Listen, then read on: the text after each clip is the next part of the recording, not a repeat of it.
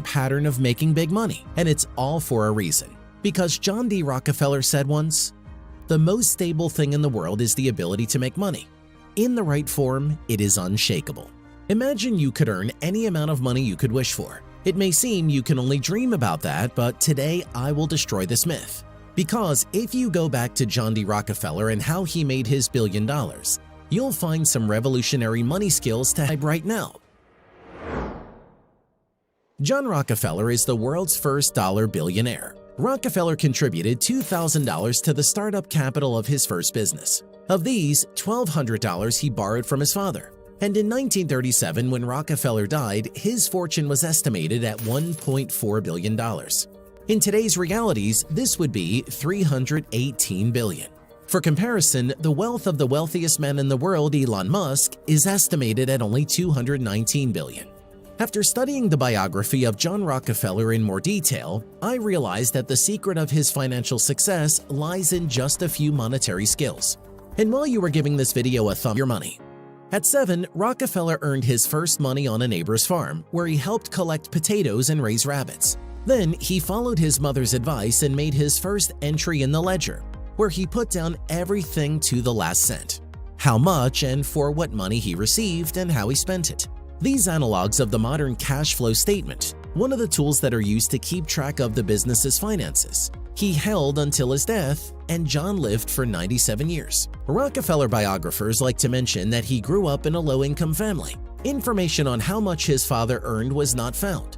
What we know for sure is that the father of the future billionaire was a traveling salesman, and he traveled a lot around the country. And while the head of the family was absent, Rockefeller's mother had to save money. Hence, she developed the habit of counting every cent, which she instilled in her children. Since childhood, John saw how keeping track of money helps to multiply it. His parents wanted him to go to university, but Rockefeller chose a commercial college and accounting courses.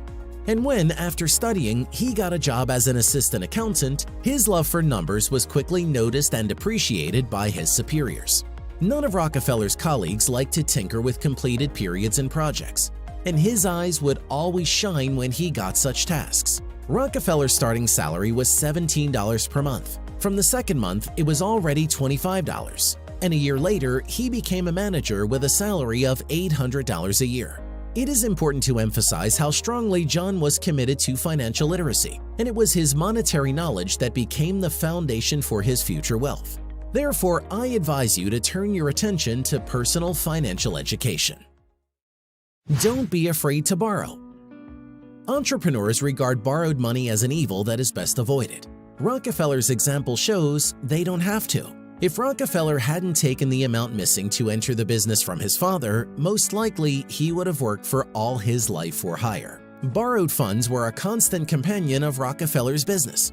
He preferred to sell shares to the next investor even when he had enough of his own funds. He also invested his own money but also kept it as a reserve. And even if there were no investors, he would take the financing of the next project entirely on himself. Rockefeller's first business was a small logistics company. In the first year, Rockefeller took on orders for $500,000. Money to support them soon became scarce. Already owing a lot of money to his father, who gave not just a loan but at 10% per annum, Rockefeller borrowed the missing amounts wherever he could. It wasn't easy, but he managed to do it. It is believed that only financially illiterate people are not afraid of loans. The difference between them and Rockefeller is that he borrowed wisely. Fulfill obligations. Rockefeller was always careful when it came to fulfilling his obligations, including financial ones. No matter how difficult it was, and in the first years of doing business he had a lot of challenge, he would always find the right amount by the correct date.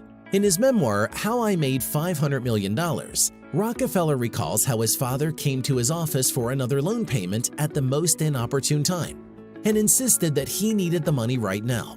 Rockefeller himself finds it difficult to say whether it happened by chance or whether his father specifically chose the dates for educational reasons. Anyway, each creditor, including his own father, received from him how much and when it was supposed to.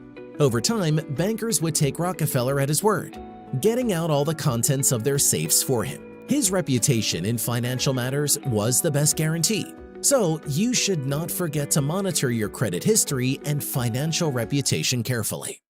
Each decision has its price. Rockefeller was able to borrow without any fear and regularly fulfilled his obligations because he did not act randomly. Each decision was carefully calculated in advance. When he borrowed money, he always took into account when and how much he would have to pay back, how he would return it, and how much he would earn on borrowed funds. If he invested his own money, he calculated when and how much he would multiply it. Rockefeller invested millions of dollars in his enterprises. If the investment showed an increase in production or a reduction in costs, which was converted into an increase in profits, Rockefeller did not skimp.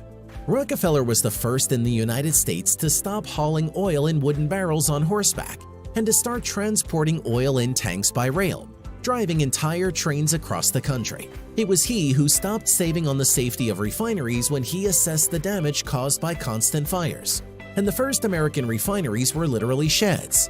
The oilmen thought, oil is a profitable business, but soon it will be all pumped out, and therefore they did not see the point in investing in the infrastructure. When Rockefeller began to export oil, he required devices to transfer it from tanks to tankers quickly. Rockefeller, at his own expense, equipped the necessary railway stations with him. At first glance, he just gave them to the railroad for free. But this, in addition to the volume of transportation, became an argument for lowering the tariff and allowed Rockefeller to transport oil by rail 3 times cheaper than his competitors. Rockefeller also owned several iron mines. When he realized it was more profitable to transport ore to blast furnaces and ports on ships than on trains, he built his own fleet from scratch. Rockefeller's partners considered his innovations too risky and did not want to invest in them. In such cases, he said, "Okay, I will invest the money alone, but all the profits will be mine too." After that, the partners immediately became accommodating. Everyone knew that since Rockefeller was ready to invest alone, there would definitely be a profit. The concept of wealth. There are truths in the world of finance that have long gone gold and are guaranteed to make a lot of people rich.